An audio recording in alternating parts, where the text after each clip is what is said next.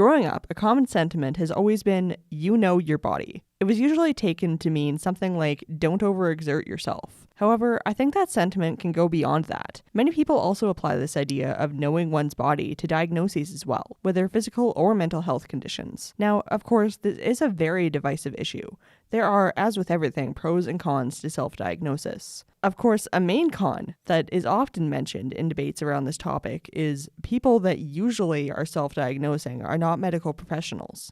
The counterpoint to that is basically, of course not.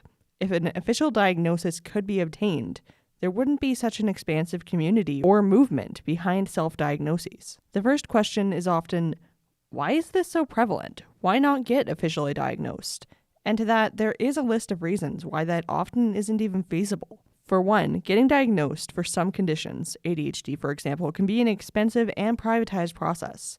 It can also be a very lengthy process. Getting diagnosed isn't always a one-and-done appointment, usually taking many months or more to get simply a first appointment, let alone the various follow-up appointments to cover criteria not always able to be touched upon in introductory sessions with a psych. Heck, sometimes even getting that diagnosis can take multiple medical professionals. With that in mind, it may be a bit easier to understand why self-diagnosis is supported. To be blunt, it is easier. This is to say nothing of the different experiences people with the same diagnosis or potential diagnosis may have. Much like how two people with the flu may experience different symptoms from one another, the same can be said of any diagnosis. And along that line, how some conditions can present with symptoms that don't align with textbook presentations of a certain diagnosis. All of these reasons can be why someone may claim a place in the self-diagnosis community. Although this video was a short one, I hope it provided even a little bit of insight into this topic.